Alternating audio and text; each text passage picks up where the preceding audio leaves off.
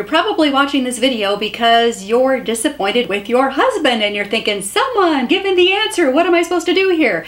Well, I'm not saying that there's a cure-all here, but I want to give you 4 things to think about that can be huge in dealing with those seasons of disappointment with your husband, which, by the way, pretty common. I mean, almost every wife I've ever bumped into is at some point disappointed with her husband. So what are you supposed to do? Here are 4 things to think about.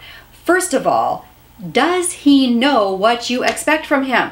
You know, men are not mind readers, but we tend to think that they are, like they're just going to know. In fact, haven't you told yourself, he should just know. He should just know.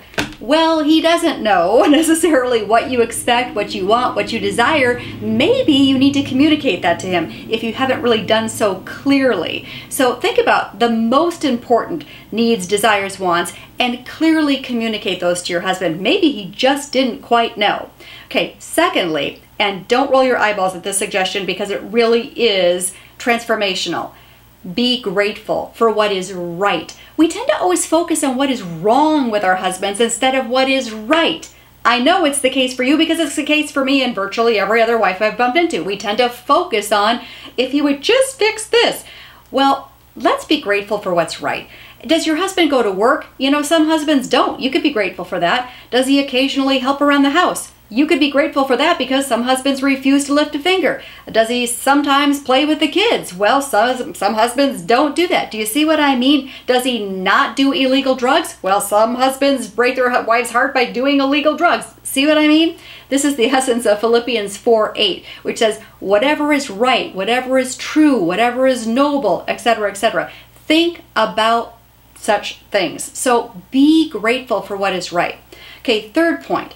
If your husband is sinning against you and that's why you're disappointed, like he is doing illegal drugs or he's emotionally abusive or he seems to be seeing other women or he's getting drunk all the time or whatever, if he's sinning against you, then maybe instead of just wringing your hands and sinking into a depression, maybe you need to confront him lovingly, respectfully, but maybe you need to confront him.